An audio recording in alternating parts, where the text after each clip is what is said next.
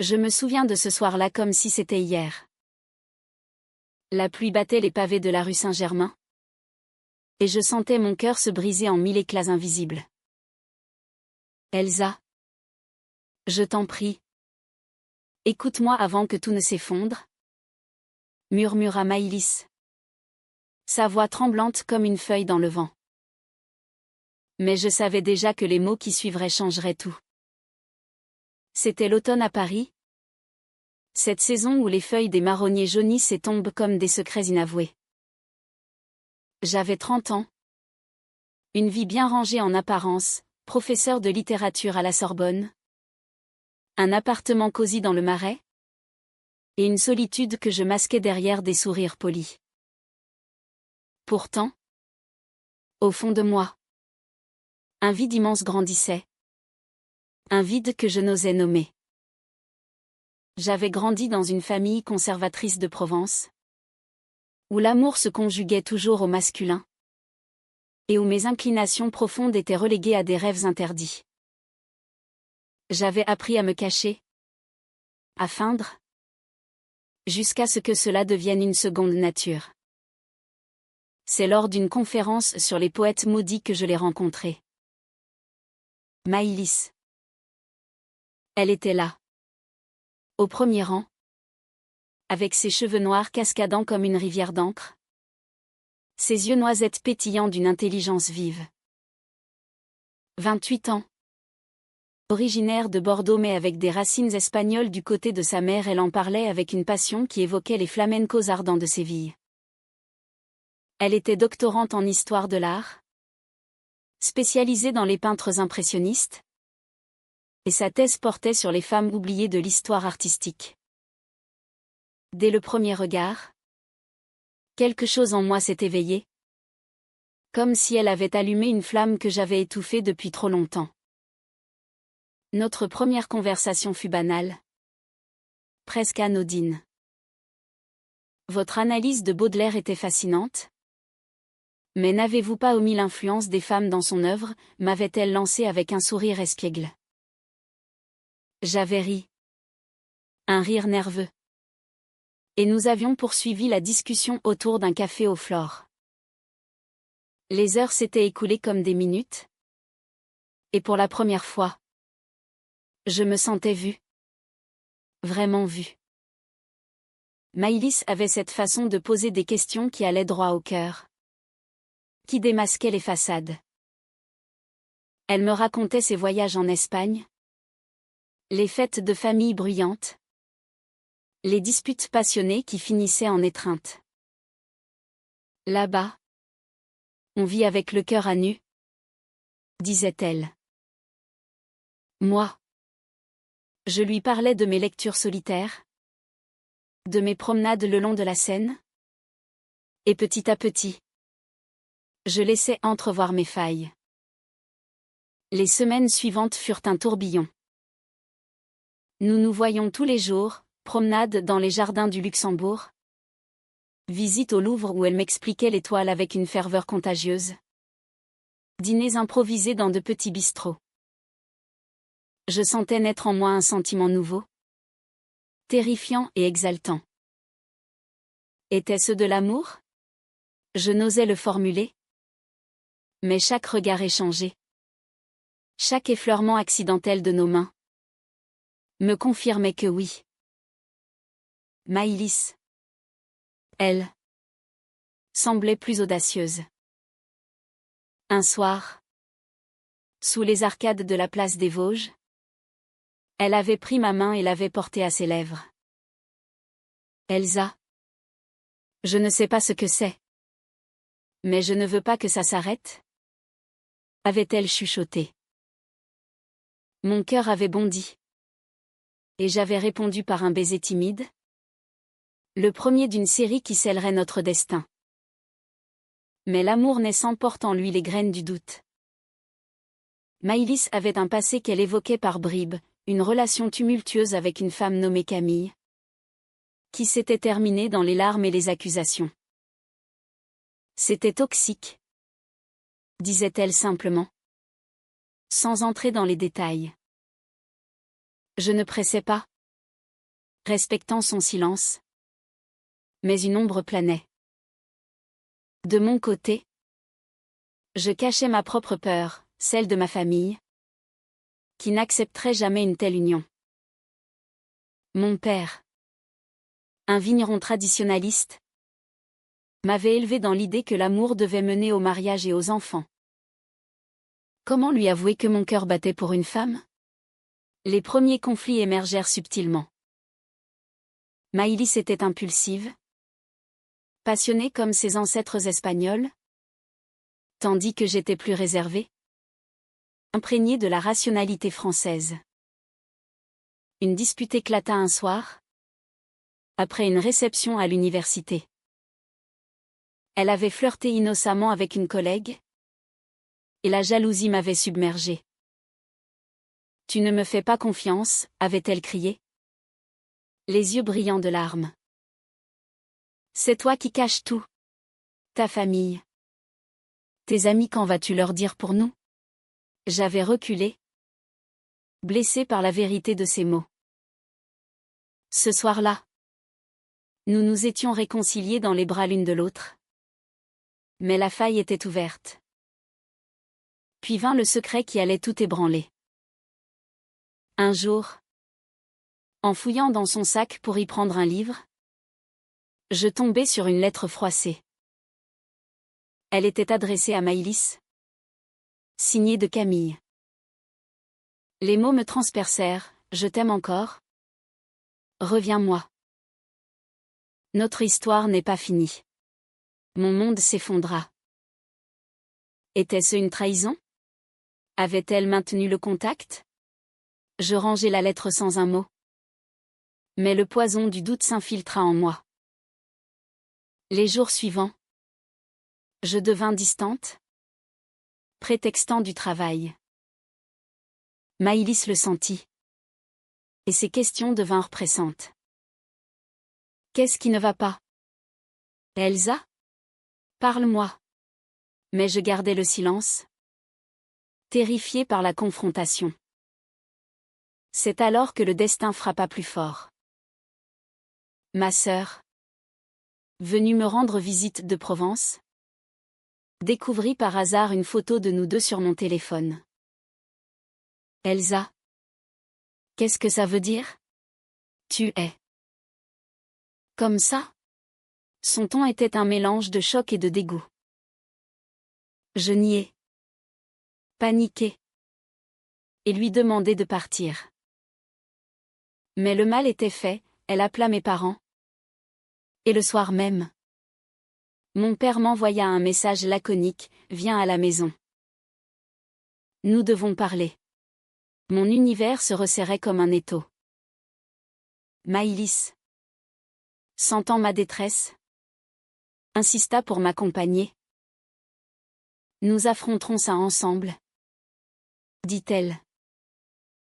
Mais en route vers la Provence, la tension monta. Je lui avouai pour la lettre. C'est du passé? Camille m'écrit encore. Mais je ne réponds pas, s'exclama-t-elle. Pourtant, ses yeux fuyants me firent douter. Était-ce la vérité? La dispute éclata dans la voiture, sous un ciel orageux. Tu me mens. Maïlis. Comment puis-je te croire, hurlai-je. Elle pleura, implorant mon pardon. Mais je restai de marbre. À notre arrivée, la confrontation avec ma famille fut un ouragan. Mon père tonna, c'est contre nature. Pense à notre honneur. Ma mère pleura en silence.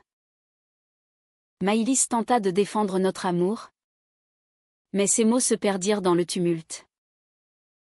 Ce soir-là, seule dans ma chambre d'enfance, je remis tout en question. Était-ce de l'amour? Ou une illusion? Le lendemain, Maïlis disparut sans un mot, laissant une note, « Je t'aime, mais je ne peux pas te détruire. » Mon cœur se brisa net. Les jours suivants furent un néant absolu. Je errais dans la maison familiale comme un fantôme, ignorant les regards accusateurs de mes parents. C'est pour ton bien, Elsa, répétait mon père. Mais ces mots sonnaient faux. Je repensais à Maïlis, à ses rires, à ces caresses tendres qui avaient éveillé en moi une vie nouvelle. Comment avait tout pu s'effondrer si vite? La lettre de Camille hantait mes nuits, je l'imaginais dans ses bras, riant de ma naïveté. La jalousie me rongeait, mêlée à un regret cuisant. J'aurais dû lui faire confiance. Lui parler au lieu de me murer dans le silence. De retour à Paris, je tentais de reprendre ma vie. Les cours à la Sorbonne devinrent un refuge. Mais chaque rue, chaque café me rappelait elle. Un soir, en rentrant, je trouvai un message vocal sur mon téléphone. C'était Maïlis. La voix brisée, Elsa. Je suis partie pour te protéger. Mais je ne peux pas vivre sans toi. Appelle-moi. Mon doigt hésita sur le bouton d'appel.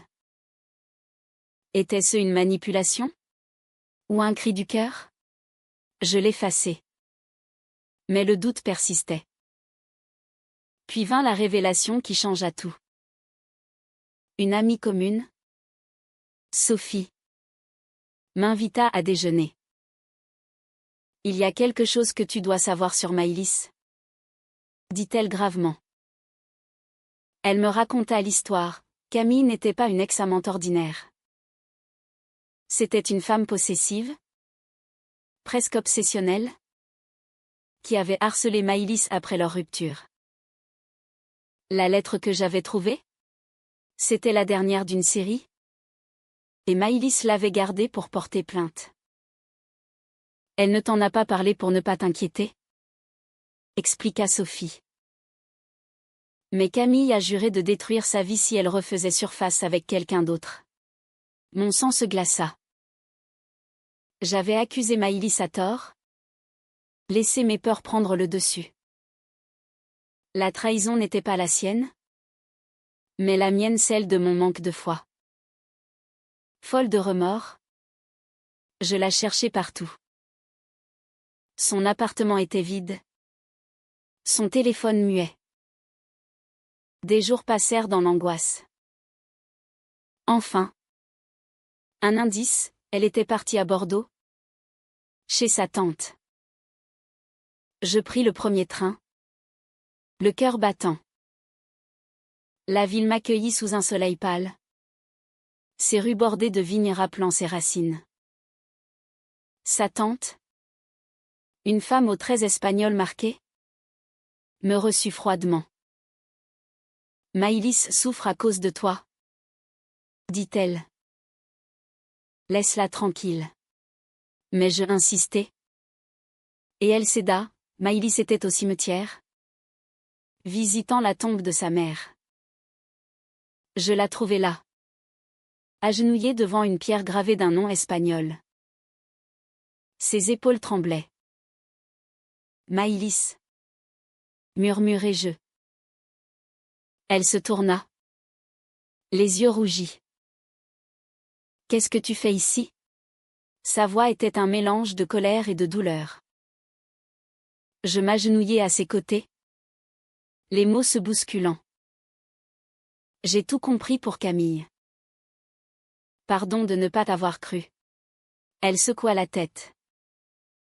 C'est trop tard, Elsa. Tu m'as abandonnée quand j'avais le plus besoin de toi.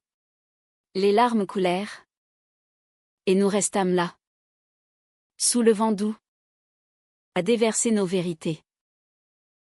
Elle me raconta tout, son enfance divisée entre la France et l'Espagne, la perte de sa mère dans un accident, la relation abusive avec Camille qui l'avait laissée briser. J'ai cru que toi, tu étais différente, dit-elle.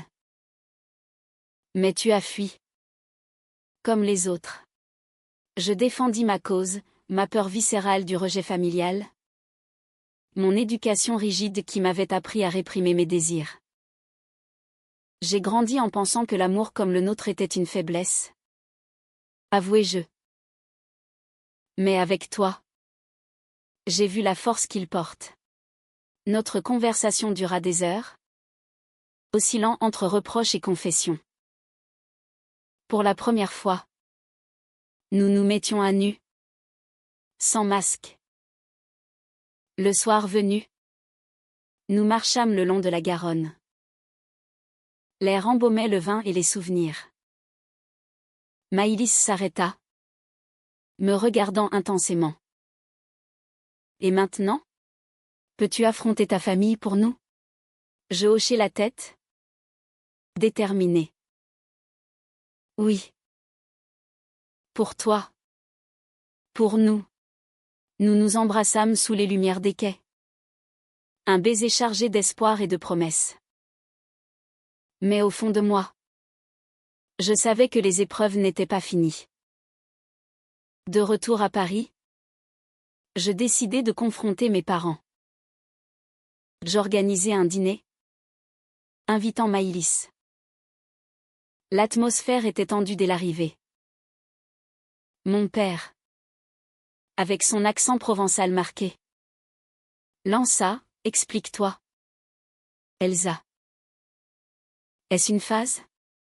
Je pris une profonde inspiration. Non. Papa. C'est qui je suis. J'aime Maïlis. Et elle m'aime. Ma mère pleura. Mais mon père explosa, tu nous déshonores. Pense à notre nom. À nos traditions. Maïlis intervint calmement, l'amour n'est pas une honte.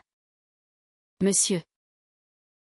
En Espagne, on célèbre la passion, quelle qu'elle soit. Mais ces mots attisèrent la fureur. Sortez d'ici. Toutes les deux. Nous partîmes. Le cœur lourd. Cette nuit-là, dans les bras de Maïlis, je pleurai toutes les larmes de mon corps.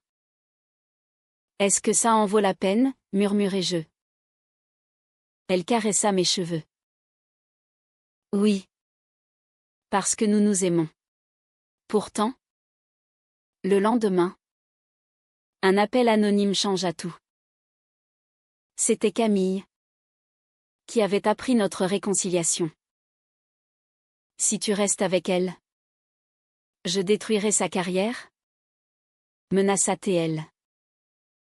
Maïlis blêmit. Elle a des contacts à l'université. Elle peut le faire. La peur revint, plus forte. Devais-je la quitter pour la protéger? Ou lutter ensemble? Les jours suivants furent un tourbillon de décisions. Nous portâmes plainte contre Camille. Mais le processus était lent.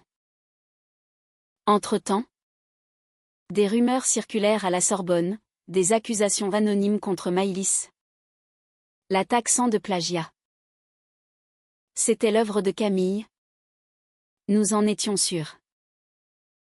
Maïlis s'effondra, tout ce pourquoi j'ai travaillé. Partie en fumée. Je la soutins. Mais intérieurement, je rageais. Comment une ancienne amour pouvait-elle être si destructrice? Au milieu de ce chaos, un rayon d'espoir, ma sœur me contacta. J'ai réfléchi. Elsa. Je veux comprendre. Nous nous rencontrâmes. Et pour la première fois, je lui ouvris mon cœur. Elle écouta. Touchée. Je t'aime. Peu importe. Ce soutien inattendu me donna la force. La crise atteignit son paroxysme lors d'une audition à l'université. Maïlis fut convoquée pour défendre sa thèse contre les allégations de plagiat. Je l'accompagnai, le cœur serré. Dans la salle austère, face à un comité sévère, elle présenta ses preuves avec une dignité qui m'émut. Mais Camille apparut comme témoin surprise. Distillant son venin, Maïlis m'a volé mes idées quand nous étions ensemble. Le mensonge était flagrant. Mais il sema le doute. Maïlis trembla. Vulnérable comme jamais. C'est faux. Elle me harcèle depuis des mois, cria-t-elle. Je ne pus me taire. Je me levai, j'ai vu les lettres. Les menaces. C'est de la vengeance pure. Le comité demanda des preuves. Et nous les fournîmes, les plaintes déposées. Les messages. Camille pâlit. Prise au piège. L'audition tourna en sa défaveur, elle fut escortée dehors. Et Maïlis fut innocentée. Mais le dommage était fait, sa réputation entachée. Son esprit brisé. Ce soir-là, elle s'effondra dans mes bras. Pourquoi tant de haine, murmura-t-elle. Je n'avais pas de réponse. Seulement mon amour pour la réconforter. Pourtant, cette victoire raviva les flammes avec ma famille. Mon père m'appela. Furieux d'apprendre l'affaire par les ragots. Tu traînes notre nom dans la boue avec cette histoire, hurla-t-il. Je ripostai, c'est mon histoire. Papa. Et elle est belle. Il raccrocha, me laissant avec un vide béant. Ma mère, plus nuancée, m'envoya un message, donne-nous du temps. Était-ce un espoir? Maïlis et moi décidâmes de nous échapper. Nous partîmes pour l'Espagne, chez ses cousins à Barcelone, pour respirer. Là-bas, l'air méditerranéen, les rues animées de la Rambla, les danses flamenco tardives, tout contrastait avec la rigidité parisienne. Maïlis renaissait, ici. On vit sans chaîne, disait-elle. Nous visitâmes la Sagrada Familia, symbole d'une œuvre inachevée mais grandiose, comme notre amour. Un soir, sur la plage de Barceloneta, elle me confia un secret enfoui, ma mère était lesbienne. Elle aussi. Elle a souffert en silence. Mariée à un homme qu'elle n'aimait pas. Cela expliquait sa passion. Sa peur de répéter l'histoire. Je ne veux pas ça pour nous, dit-elle. Mais le passé nous rattrapa. Un appel de Sophie, Camille avait été arrêtée pour harcèlement. Mais pas avant d'envoyer une lettre anonyme à mes parents, révélant tout dans les détails les plus sordides. Mon père explosa de rage, menaçant de me déshériter. Choisis, ta famille ou elle, tonna-t-il au téléphone. Je tremblais. Déchirée. Maïlis. Entendant la conversation, pâlit. Ne sacrifie pas tout pour moi, murmura-t-elle. Mais je refusai, c'est toi. Ma famille maintenant. Le retour à Paris fut un champ de mine. Je rencontrai mes parents dans un café neutre. L'atmosphère était électrique. Expliquez-moi pourquoi, demandai-je. Mon père avoua, j'ai peur pour toi. Elsa. Le monde est cruel. Ma mère ajouta, et si tu regrettes? Pour la première fois. Je vis leur vulnérabilité. Je ne regrette rien, répondis-je. Maïlis me rend heureuse. Maïlis, que j'avais invitée, entra alors. Je l'aime. Et je ferai tout pour elle, dit-elle simplement. Un silence pesant suivit. Puis ma mère tendit la main. Donnons-nous une chance. Mon père grogna, mais ne s'opposa pas. C'était un début fragile. Pourtant, un nouveau coup frappa. Maïlis reçut une offre d'emploi à Madrid pour enseigner l'histoire de l'art. C'est une opportunité en or, dit-elle, excitée. Mais cela signifiait une séparation. Viens avec moi, proposa-t-elle. Je hésitais, ma carrière à la Sorbonne. Mes racines. Et si je ne peux pas, murmurai-je. La dispute éclata. Tu choisis toujours la sécurité, accusa-t-elle. Et toi? L'aventure sans moi, répliquai-je. Nous nous séparâmes en colère. Chacune dans son coin. Les nuits solitaires suivirent. Je repensais à notre rencontre, à nos promesses. Était-ce la fin?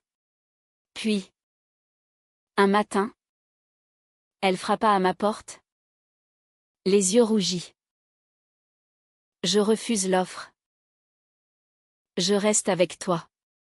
Je la serrai dans mes bras. Non. Allons-y ensemble. Nous décidâmes de tout recommencer en Espagne. Un saut dans l'inconnu. Mais avant le départ, un ultime drame. Mon père eut une crise cardiaque. À l'hôpital, il me prit la main, pardonne-moi. Elsa. J'ai été aveugle. Les larmes coulèrent. Je t'aime. Papa. Maïlis vint. Et pour la première fois, il lui sourit. Prends soin d'elle. Ce fut un moment de grâce. De pardon. Nous partîmes pour Madrid. Le cœur allégé. La ville nous accueillit avec ses plazas animés. Ses tapas tardives. J'enseignais le français dans une école internationale. Maïlis brilla dans son nouveau poste. Notre amour s'approfondit. Nourri des épreuves surmontées. Pourtant, des ombres persistaient, les souvenirs de Camille. Les doutes familiaux. Un soir, lors d'une fête andalouse, Maïlis dansa avec une ferveur espagnole. Je la regardai. Émue. Merci d'être toi. Dis-je. Mais la vie réserva une surprise. Sophie m'appela, Camille s'est excusée. Elle suit une thérapie. Un poids s'envola. Et mes parents vinrent nous visiter. Apprenant à nous connaître. Vous formez un beau couple. Admit ma mère. À Madrid, notre vie prit un rythme nouveau. Teinté de la passion espagnole que Maïlis chérissait. Les matins commençaient par des cafés forts sur une terrasse ensoleillée. Les soirs par des promenades dans le Retiro. Où les cygnes glissaient sur l'eau comme des souvenirs apaisés. Pourtant, sous cette sérénité, des fissures persistaient. Maïlis, marquée par les épreuves, avait des crises d'angoisse, et si tout s'effondre à nouveau, murmurait-elle la nuit. Je la rassurais. Mais intérieurement, je luttais contre mes propres démons, le regret d'avoir quitté Paris. La peur de l'inconnu. Un jour, une lettre arriva, de mon père, annonçant sa retraite et son désir de nous voir. Venez en Provence pour les vendanges. C'était un olive-branche. Nous acceptâmes. Nerveuse. Le voyage fut un mélange d'anticipation et de tension. À l'arrivée, la maison familiale embaumait le thym et le lavandin. Mon père nous accueillit avec une étreinte maladroite. Bienvenue. Maïlis. Ma mère avait préparé un festin. Et pour la première fois, nous parlâmes ouvertement. J'ai eu tort. Admit mon père. L'amour est amour. Maïlis, touchée, raconta ses racines espagnoles, liant nos mondes. Ce fut un moment de guérison. Mais pas sans heurts, un oncle conservateur lança une remarque acerbe, ravivant les blessures. De retour à Madrid, cette visite raviva en Maïlis un désir enfoui, fonder une famille. Adoptons un enfant, proposa-t-elle un soir, les yeux brillants. Je reculai, sommes-nous prêtes? Avec notre passé? La discussion tourna au vinaigre. Tu as peur? Comme toujours, accusa-t-elle. Et toi? Tu fuis dans l'avenir pour oublier le passé, répliquai-je. Nous nous séparâmes en pleurs, chacune questionnant notre union. Les jours suivants furent froids. Je marchais seule dans les rues de Madrid, repensant à notre hook initial, à se baiser sous les arcades. Était-ce suffisant? Puis, un appel, Maïlis avait eu un accident mineur, une chute en vélo. À l'hôpital, je la trouvais bandée, vulnérable. Pardon? Elsa. J'ai poussé trop vite. Je m'agenouillai près d'elle, non. C'est moi. Explorons ça ensemble. Nous décidâmes d'attendre, de consolider notre couple d'abord. Mais le destin en décida autrement. Une ancienne amie de Maïlis, d'origine espagnole, réapparut, Isabella, une artiste flamboyante. Elles se revirent pour un projet artistique, et je sentis la jalousie renaître. C'est juste du travail, assura Maïlis. Pourtant, ces retards tardifs, ces sourires secrets, semèrent le doute.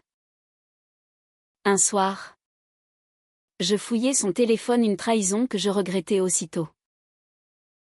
Des messages ambigus, tu me manques? Comme avant. Mon monde s'écroula. Était-ce une nouvelle Camille? Je la confrontai. Les larmes aux yeux. Qui est Isabella? Maïlis blêmit. Une vieille amie. Mais il y a eu plus. Autrefois.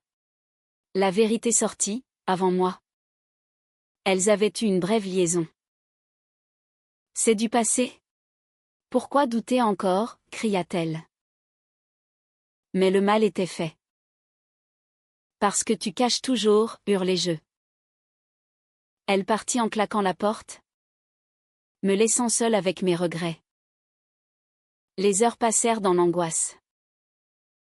Je repensais à nos promesses, à nos luttes. Étais-je condamnée à détruire ce que j'aimais? Puis, un coup à la porte. C'était elle, trempée par la pluie madrilène. Elsa. Je ne peux pas te perdre.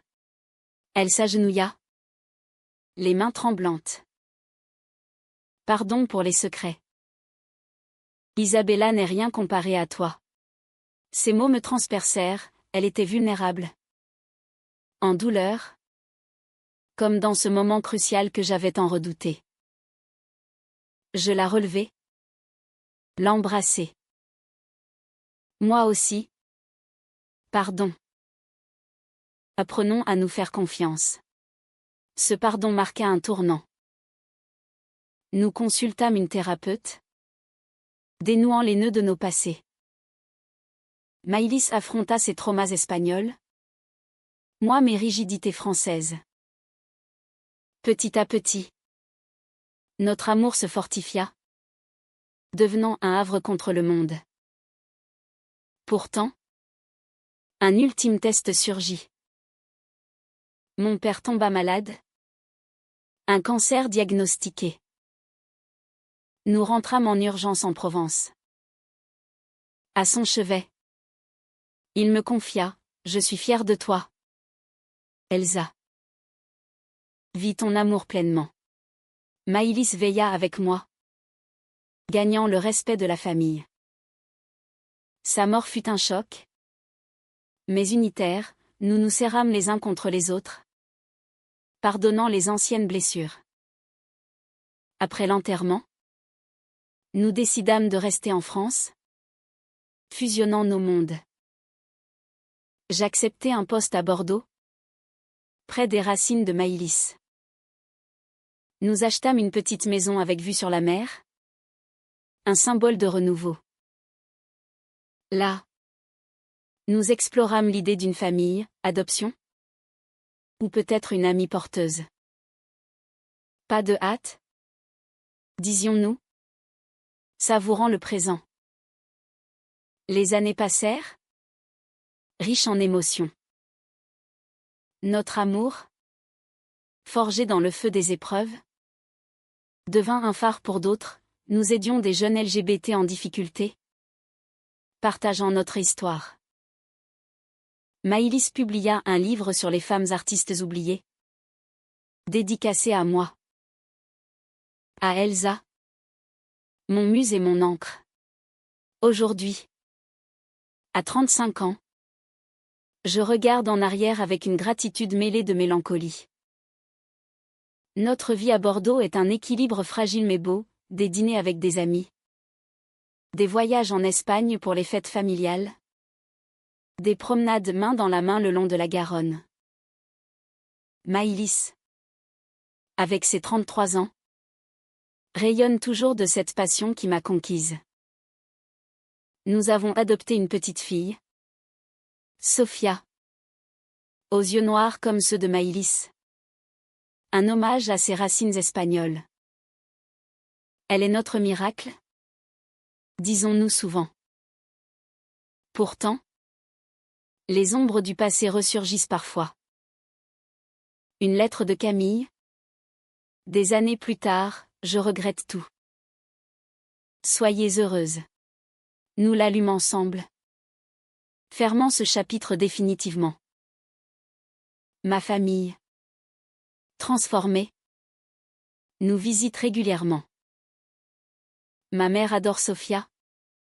Et mon oncle, autrefois critique, a même assisté à notre mariage civil, une cérémonie simple mais émouvante sous les vignes provençales. L'amour, ai-je appris, n'est pas un conte de fées.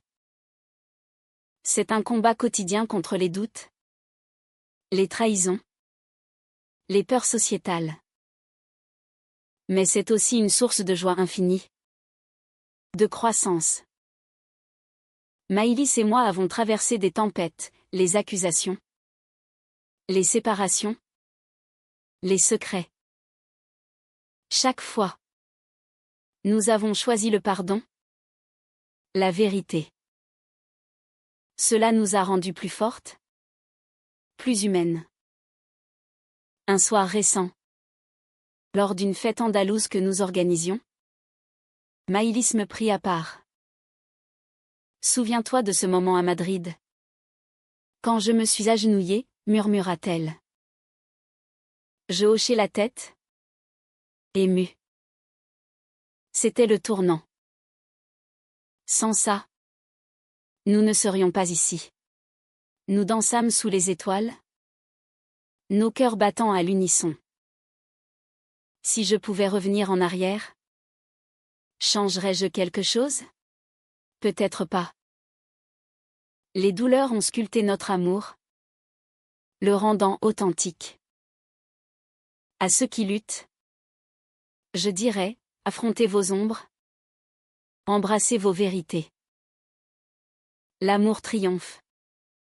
Non sans cicatrices, mais avec une beauté profonde. Ainsi se termine notre histoire. Non comme un point final, mais comme une ellipse ouverte sur l'avenir. Dans les rues de France ou les plazas d'Espagne, nous continuons.